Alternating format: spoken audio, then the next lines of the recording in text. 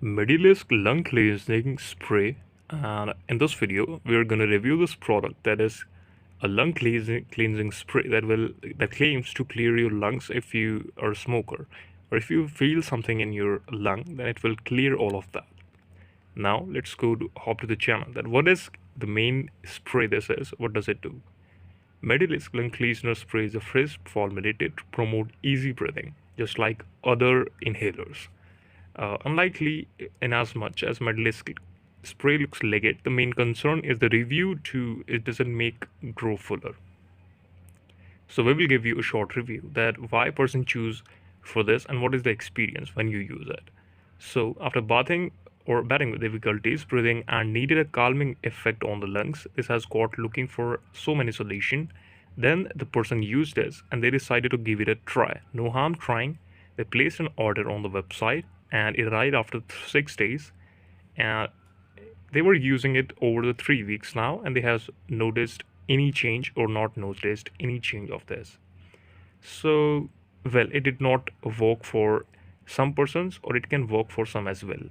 So there are negative and some positive reviews as well for this website.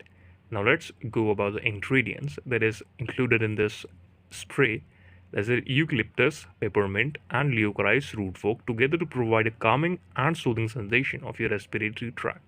Calendula, honeysuckle, and many more herbs are naturally conditioned in this medicine. How you can use it? You simply have to shake the bottle to mix and then spray directly into your mouth, aiming for the back of your throat.